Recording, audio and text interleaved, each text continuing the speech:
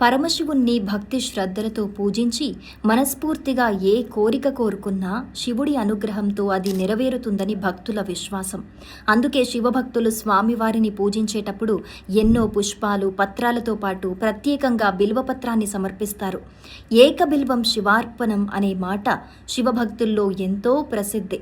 ఒక బిల్వపత్రాన్ని భక్తితో శివుడికి సమర్పించినా గొప్ప పుణ్యఫలం లభిస్తుందని శివపురాణం వంటి ఆధ్యాత్మిక సంప్రదాయాల్లో విశ్వాసముంది.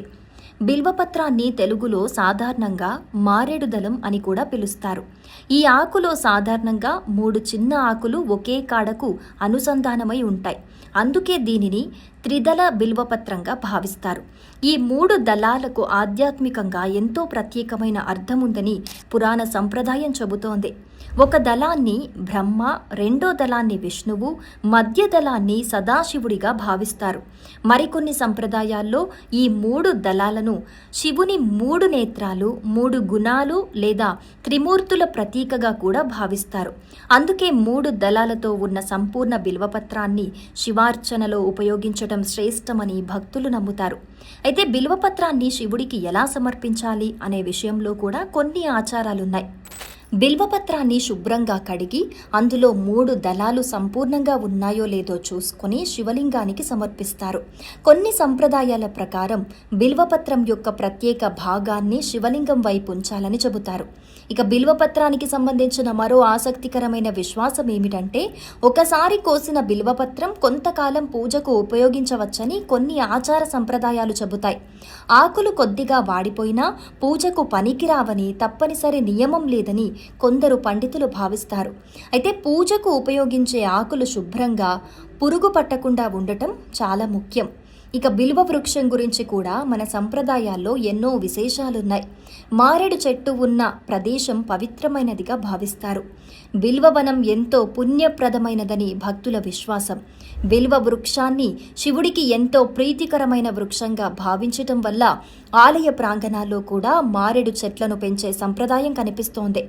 ఇంటి ఆవరణలో బిల్వ వృక్షాన్ని నాటుకోవటం గురించి కూడా వాస్తు, ఆధ్యాత్మిక సంప్రదాయాల్లో కొన్ని నమ్మకాలున్నాయి. ముఖ్యంగా ఈశాన్య దిశలో బిల్వ వృక్షం ఉంటే శుభ ఫలితాలు కలుగుతాయని కొందరు నమ్ముతారు. తూర్పు దిశలో బిల్వ వృక్షం ఉంటే సుఖ సంతోషాలు, పడమర దిశలో ఉంటే సంతానానికి సంబంధించిన శుభ ఫలితాలు, దక్షిణ దిశలో ఉంటే కొన్ని కష్టాలు దూరమవుతాయని కొన్ని జ్యోతిష, వాస్తు సంప్రదాయాల్లో చెబుతారు.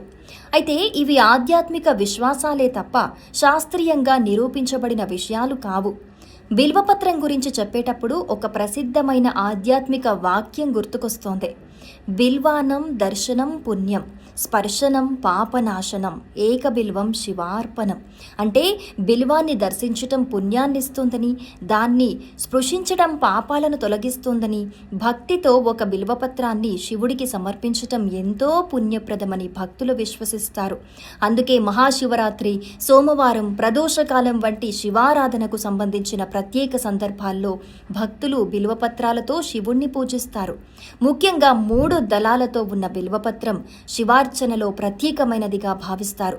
అయితే ఆకులు దొరకని సమయంలో భక్తి లేకుండా పూజ చేయటం కంటే మనస్ఫూర్తిగా శివుణ్ణి స్మరించటం ముఖ్యమని కూడా ఆధ్యాత్మిక సంప్రదాయం చెబుతోంది. ఎందుకంటే పరమశివుడికి మనం సమర్పించే పత్రం కంటే మన భక్తి, మనసులోని భావం, మన సంకల్పమే ముఖ్యమైనదే.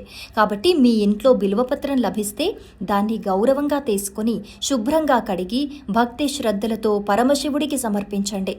ఓం నమఃశివాయ అని జపిస్తూ ఒక బిల్వపత్రాన్ని శివలింగం పై ఉంచి మీకు కావలసినది మాత్రమే కాకుండా మీ కుటుంబానికి ఆరోగ్యం, శాంతి, సంతోషం కలగాలని ప్రార్థించండి.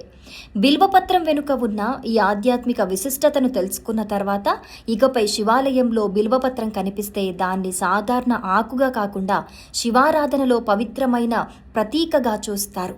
ఏకబిల్వం శివార్పణం. ఓం నమఃశివాయ. ఈ ఆధ్యాత్మిక సమాచారం మీకు నచ్చితే వీడియోను లైక్ చేయండి, మీ కుటుంబ సభ్యులతో షేర్ చేయండి. ఇలాంటి పురాణ విశేషాలు, దేవాలయ రహస్యాలు, ఆధ్యాత్మిక విషయాల కోసం మన ఛానల్ను తప్పకుండా సబ్స్క్రైబ్ చేసుకోండి.